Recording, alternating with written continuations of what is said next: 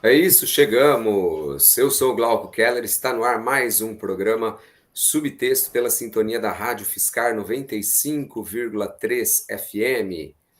Você sabe que semanalmente aqui no programa Subtexto passa um escritor, uma escritora, um agente cultural, alguém ligado às artes, à educação e também à cultura, trazendo para você um pouco de conhecimento, um pouco de reflexão. Convido você também a acompanhar o programa Subtexto no YouTube, é só você se inscrever no canal Glauco Keller e você vai acompanhar lá dicas de livros, dicas de espetáculos e as gravações dos escritores, das escritoras, enfim, dos artistas que passam aqui pelo programa Subtexto. Hoje eu tenho o prazer de receber na bancada virtual do programa Subtexto o escritor Jefferson Tenório, que está aqui na região nessa semana para participar da Feira Internacional do Livro de Ribeirão Preto e, claro, gentilmente vai bater um papo com a gente aqui no programa Subtexto. Jefferson, obrigado pela presença, uma boa tarde. Boa tarde, Glauco. Obrigado aí pelo convite, hein? E vamos bater esse papo aí. Jefferson, você já esteve em Ribeirão Preto? Já estive há 2 anos atrás, participando, não da Feira do Livro de Ribeirão, mas era um outro evento literário. Então já meio que conheço um pouco a região. E já estive em São Carlos também, mas em 2003, para um encontro de estudantes de letras na Universidade de São Carlos, né? Que legal, você é formado em letras e aí você foi para a pesquisa na carreira literária, Jefferson. Eu sou, na verdade, um professor que pesquisa, né? Ou um escritor que Uhum. pesquisa, e não um pesquisador, assim. Porque sempre gostei, né, primeiro eu gostava muito da docência, da sala de aula, então a minha pesquisa sempre estava envolvida com a minha docência e o que isso poderia agregar dentro da sala de aula, né? Então eu pesquisava mais por esse motivo do que propriamente pela literatura. E aí depois, quando eu entrei no mestrado, é que eu comecei a olhar mais para a questão teórica, né, da literária, tipos de narrador, até que eu chego no doutorado já também com uma pesquisa mais voltada também para a teoria. Mas tanto mestrado quanto doutorado era sempre visando a sala de aula, né?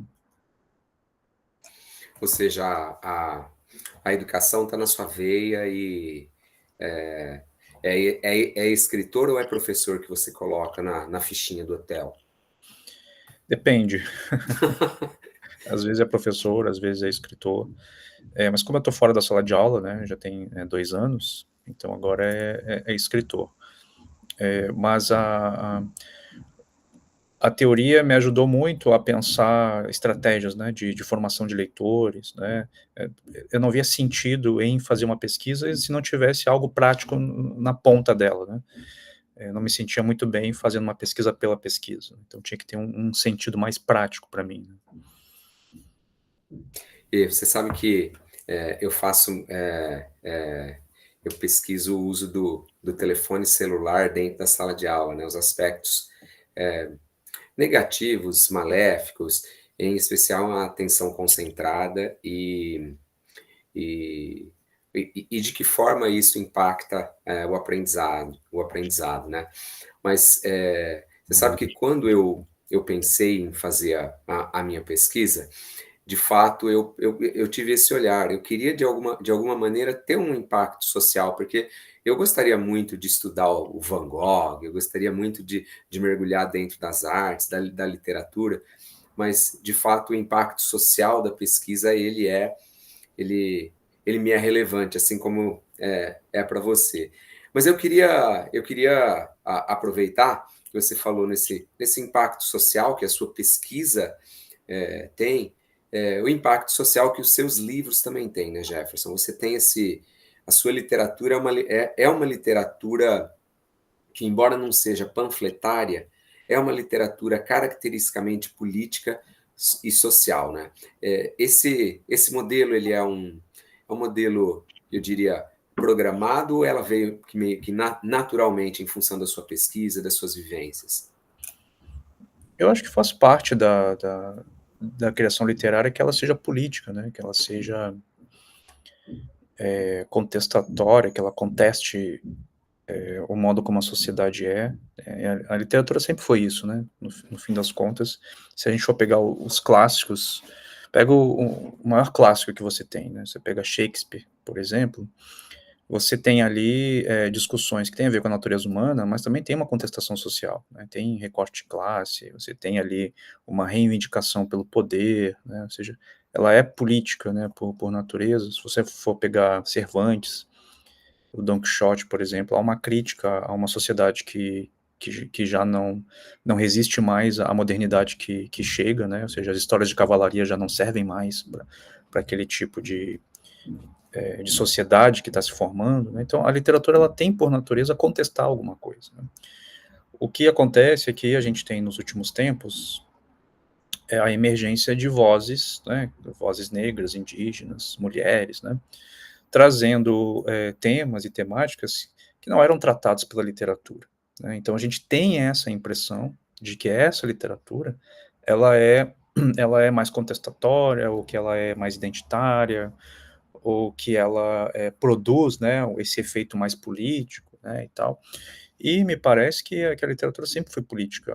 A questão é que a gente tem aí agora um outro ponto de vista, né, e às vezes para quem está acostumado com um tipo de literatura em que essas questões não eram tocadas, fica parecendo mesmo que a gente está fazendo uma outra coisa, né, o que a gente está fazendo uma literatura mais engajada, e que eu não vejo problema também, né, que a literatura tenha essa preocupação, né, com o engajamento político, mas sempre penso que antes de propor um livro, propor uma história, eu preciso pensar primeiro na elaboração estética, né, preciso pensar como é que eu transformo essa história, né, numa história literária, né, e porque é dessa forma que eu acho que consigo atingir o leitor de maneira mais profunda, né, ou seja, não, a literatura não pode ser informativa, né, ela não pode ser demasiadamente pedagógica, porque aí é outro texto, né, que também tem sua serventia, né, um artigo de jornal,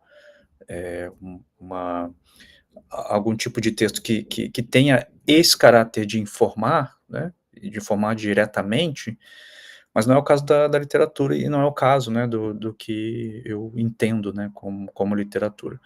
Mas cada leitor também tem a sua chave de leitura, né? Então tem muita gente que lê O Avesso da Pele e encontra ali uma bandeira contra o racismo, né, uma bandeira contra a violência policial, né, uma bandeira contra o ensino precarizado, né, mas são formas de recepção, né? A minha intenção é outra. A minha intenção, no fim das contas, é formar leitores, né?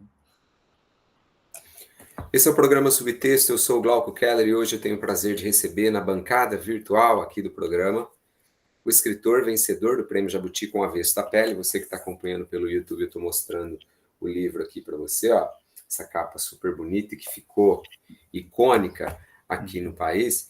E o Jefferson Tenório, que está batendo um papo com a gente, conta um pouco do seu olhar de pesquisador, do seu olhar de escritor e da sua intenção de formar leitores, né? Tão necessária aqui no Brasil. Você que está acompanhando a gente pela Rádio Fiscar em 95,3, pode vir aqui para o YouTube e acompanhar essa entrevista em áudio e também em vídeo. É só você se inscrever no canal Glauco Keller, tem aqui você vai encontrar as entrevistas, dicas de livros, espetáculos, enfim, muita dica na área de arte, de educação e de cultura.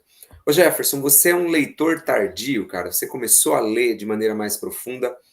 Você considera aí tarde na sua vida? Foi uma leitura tardia, a leitura literária, né? Ela se dá aos 24 anos e ela foi tardia justamente porque só depois que eu terminei o ensino médio, comecei a trabalhar, tive vários empregos, né, dos meus 19 anos até os 24 anos, né, eu trabalhei em muita coisa, né, até me decidi fazer um curso universitário. E nesse tempo a leitura era algo muito distante, os livros eram muito distantes para mim, eu não achava que eles poderiam me dizer alguma coisa, justamente pela experiência que eu tive como aluno, né, na escola, em que eu reconhecia o esforço dos professores e das professoras em me aproximar dos livros, mas eu tinha outras preocupações, né? Eu tinha preocupações de subsistência, né? Preocupações de ter o que comer, de ter onde morar, e por isso eu não via sentido perder, né, entre aspas, aí, tempo lendo um livro. E aí eu só vou mesmo conhecer os livros depois que eu entro na universidade, né? E também juntamente com um professor que foi professor de cursinho, né, um professor negro, que gostava muito de literatura, e que me mostrou essa oportunidade de que eu poderia entrar num curso de letras, que eu poderia me tornar professor. Depois ele foi meu colega, porque ele era professor no cursinho, mas ele ainda estudava também na faculdade. E aí fomos colegas depois de faculdade, né? E aí eu senti uma espécie de raiva depois, né, assim, uma raiva do mundo, assim, de querer recuperar esse tempo perdido, enquanto eu não tive acesso aos livros, né, não tive acesso à leitura. E aí comecei a comprar livros, assim, sem prestar muita atenção no quanto eu gastava, me endividei, enfim, foi um momento, assim, em que eu fiquei frenético, assim, por livros. Eu saía muito pouco, eu vivia uma juventude sem grandes aventuras. Eu preferia passar muito tempo, os finais de semana, lendo e devorando os livros, né? Então foi tentando recuperar esse tempo perdido, assim, né? Jefferson, e certamente você recuperou esse tempo perdido lendo aquilo que você escreve, assim, não simplesmente seus romances, né, o Avesso da Pele, obviamente, em especial, mas também as suas análises, os seus artigos. Você tem um olhar muito amplo em relação à sociedade. E que história bonita alguém se endividar comprando livros, né? Dá um personagem sensacional, cara. Pagou suas dívidas e certamente hoje nós que estamos devendo a você. Ô Jefferson, eu já te falei isso, cara, mas você, a sua forma de se expressar ela é muito distinta de alguns dos seus personagens, né, cara? Você Uhum. é uma pessoa extremamente calma, eu falo que você é uma calmaria, uma maré tranquila, enquanto que se a gente mergulha no Avesso da Pele, por exemplo, para quem não leu O Avesso da Pele, leia, porque é um livro maravilhoso, e não é um livro maravilhoso simplesmente porque ele traz uma história, como Jefferson falou, que tem um impacto social, que eventualmente alguém poderia chamar de panfletária, não. É um romance literário lindíssimo, com costuras lindíssimas e que traz a história de um jovem, o Pedro, que está revivendo o seu passado com o pai, algumas coisas que de fato aconteceram, outras que não aconteceram após o pai, um homem negro, professor de literatura, ter sido assassinado num evento atabalhoado da polícia militar.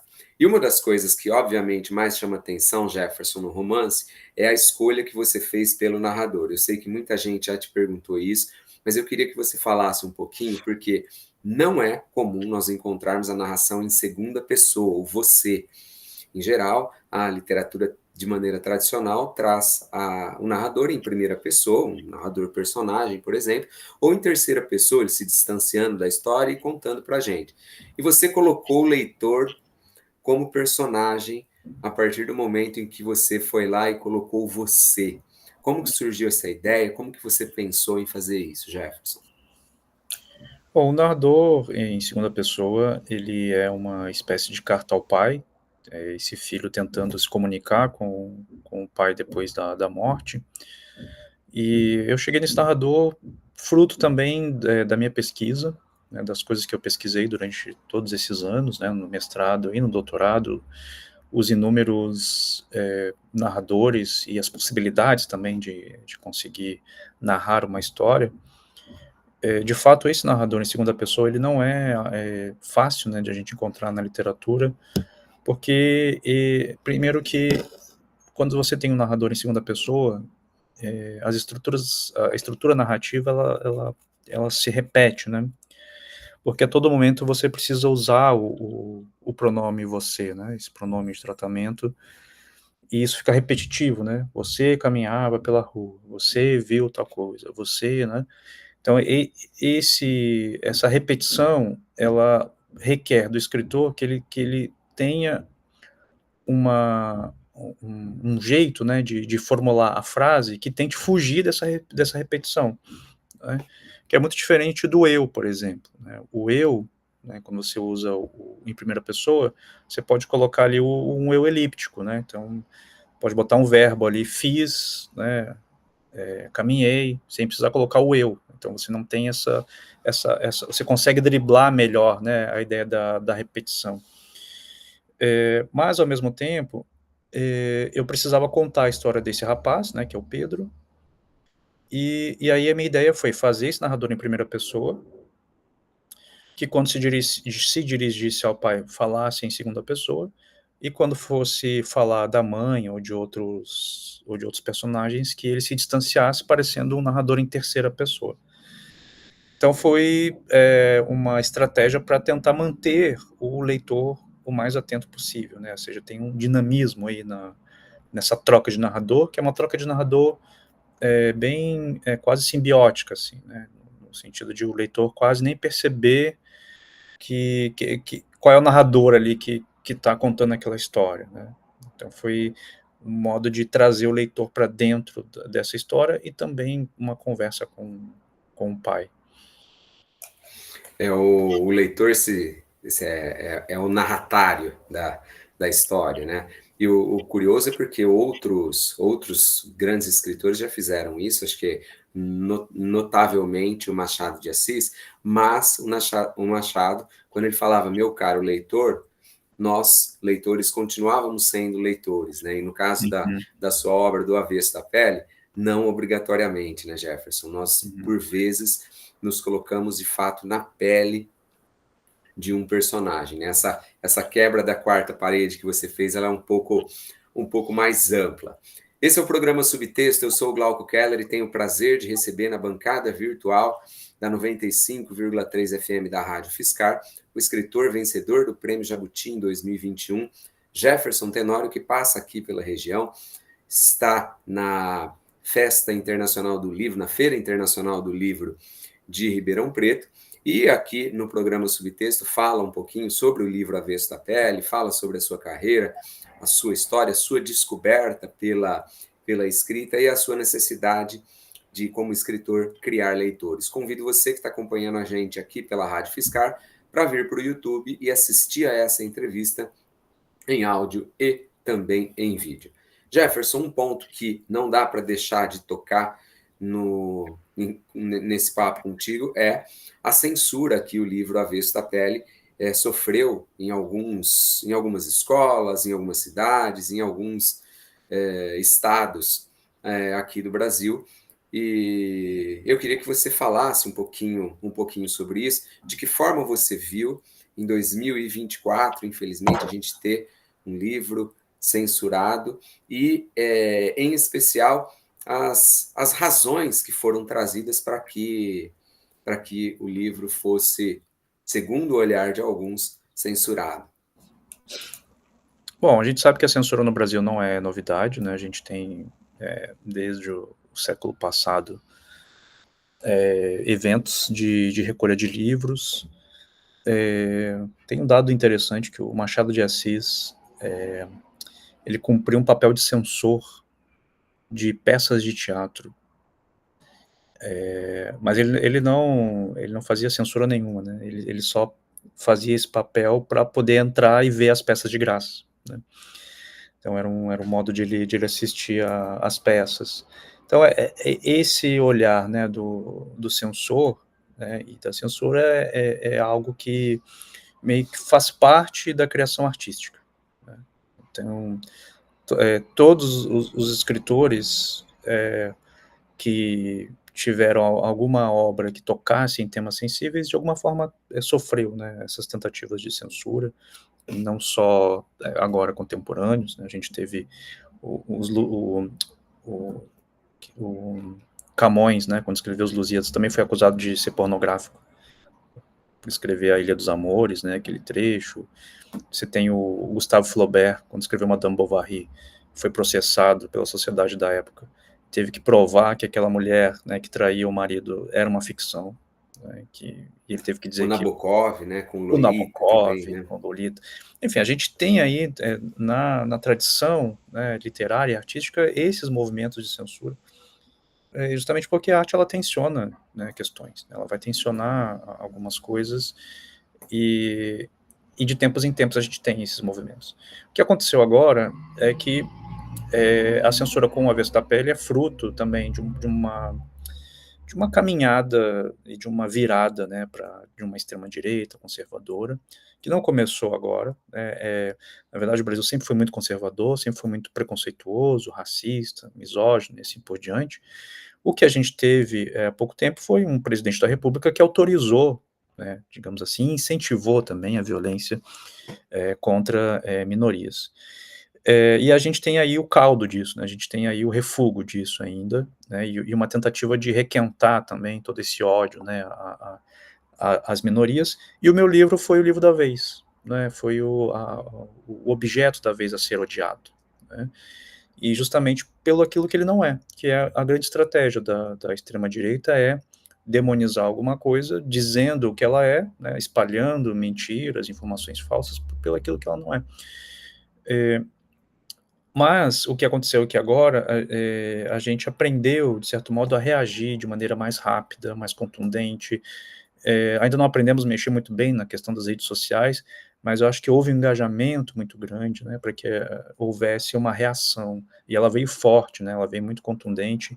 Isso acabou resultando na venda de livros, resultou na adoção de livros em mais escolas, virou leitura obrigatória. Tem chegado aí mais pedidos de tradução, né, para ser traduzido em outros países. Enfim, eu acho que houve aí algo de diferente, né, do que a gente vinha sentindo nos outros anos. O Jefferson, é curioso quando você fala do histórico de censura, né, na arte. A arte incomoda, embora a arte ela não tenha por princípio ser utilitária, muitas vezes ela é política e incomoda, principalmente, eu falo para os meus alunos, quando tem 3 P's, pobre, preto e periférico. Certamente ela vai sofrer algum tipo de censura, algum tipo de preconceito, obviamente, como você falou, o livro da vez foi O Avesso da Pele.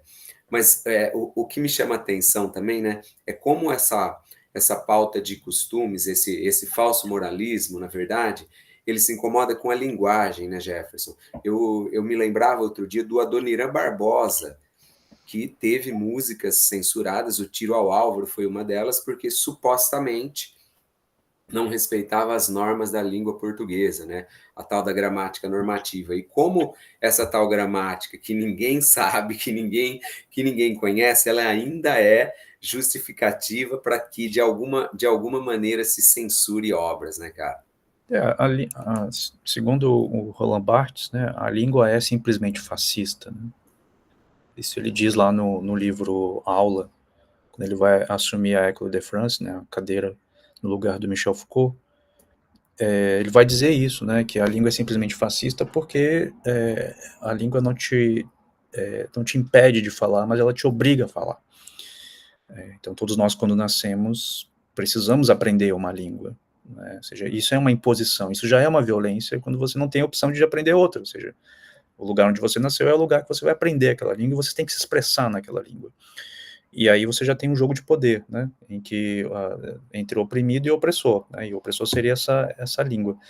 E o modo de fugir desse jogo de poder, né, e de opressão é através da arte, através da literatura, ou seja, enganando a linguagem, né, tentar formular justamente fora desse jogo de poder.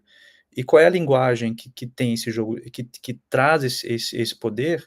É a linguagem burocrática, é a linguagem jurídica, é a linguagem mecanizada, é a linguagem técnica. Essa é a linguagem do poder, né? Então, quando você usa uma linguagem que foge, né, das regras, que foge justamente dessa técnica, aí ela é contestada, né, porque ela representa uma ameaça, né, justamente a esse lugar, né, de poder.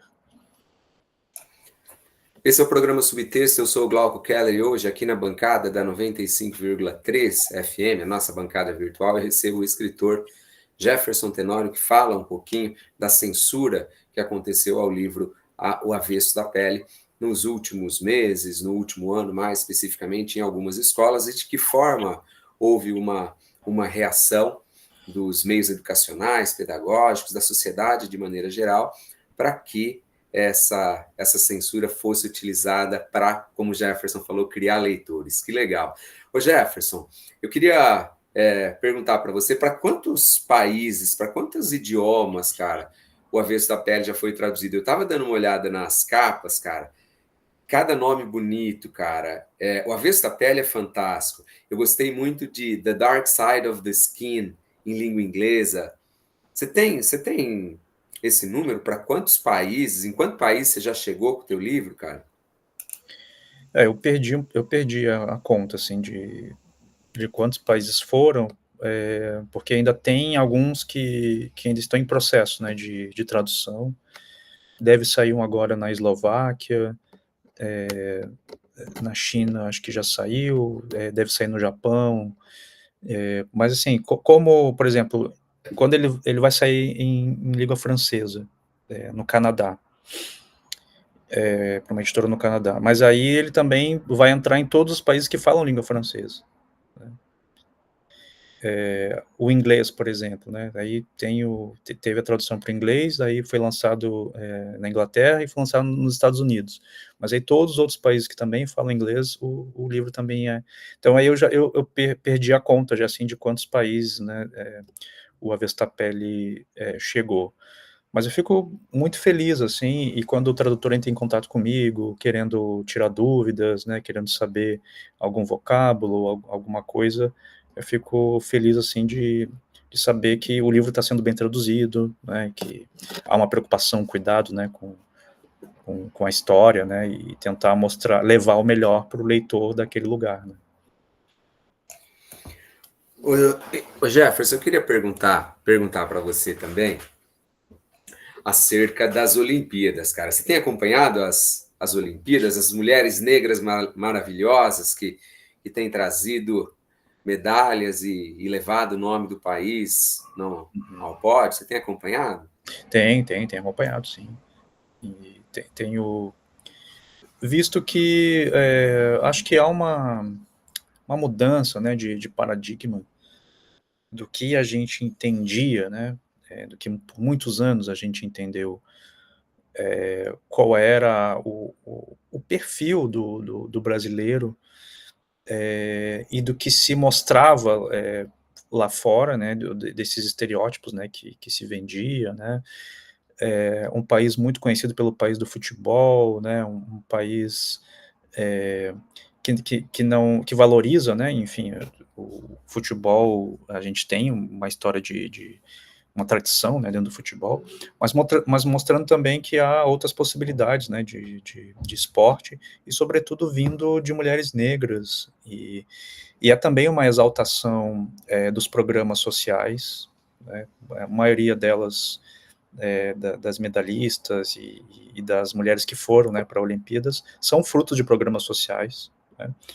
É um grande elogio e acho que também mostra que é possível, né, que outras mulheres negras consigam, mas por outro lado também mostra a falência do Estado, assim, né, de entender o quanto é importante investir no esporte, né, e o esporte não apenas como um lugar de salvação, né, como ele é colocado, né, mas um lugar de opção, né, ou seja, dar subsídios suficientes para que mais mulheres negras possam optar em fazer, né, esporte, ou optar fazer uma outra coisa, ou seja, a escolha ainda é um privilégio, né, ou seja, o esporte não pode parecer como a única coisa que essa pessoa pode fazer na vida, né. É claro que no caso da Rebeca, né, no caso das outras ginastas, a gente teve aí a sorte, né, de elas irem bem e serem bem-sucedidas e serem dedicadas e conseguirem a medalha, o que nos deixa com muito orgulho, mas veja que vários fatores devem ter influenciado para que ela conseguisse chegar onde ela chegou, né?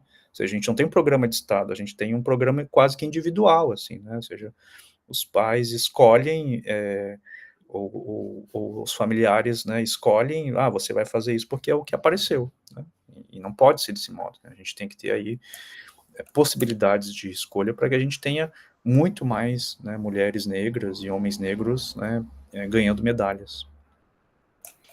E mesmo dentro do esporte, né, não simplesmente pensar no esporte de alto rendimento, né, Jefferson? O esporte, como você falou, como uma opção, como uma possibilidade, uma prática de socialização, como a gente vê acontecer em tantos países. Ô Jefferson, a gente está praticamente estourado com o tempo aqui, mas eu queria perguntar para você o que você está lendo, cara? Se você tem alguma indicação de livro, se você está mais mergulhado nas leituras voltadas à teoria literária, e o que você está ouvindo também, cara? O que rola no seu Spotify?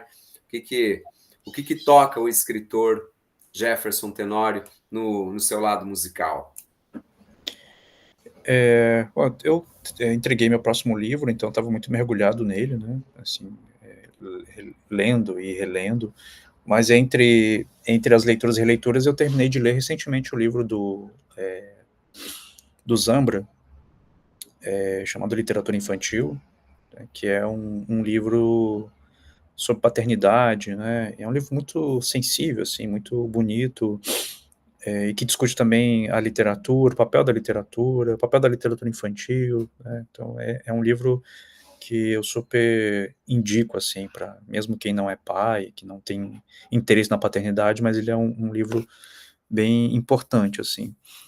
E eu escuto muita coisa, assim, eu gosto muito de música instrumental, músicas de filmes, assim, né, que eu costumo ouvir, mas ultimamente eu ando escutando bastante Nina Simone, né, que eu acho que é um pouco o clima do próximo livro, tem uma pegada, assim, das músicas da Nina, também da Amy Winehouse também, tem alguma coisa aí dentro desse universo aí do jazz, do blues, assim, então acho que meu Spotify está repleto, assim, dos álbuns, tanto da Amy quanto da Nina. Você pode dar algum spoiler do novo livro? Eu li alguma coisa a respeito dele, mas você fale aquilo que você acha que você pode falar aí. Já deu 2 spoilers legais, hein?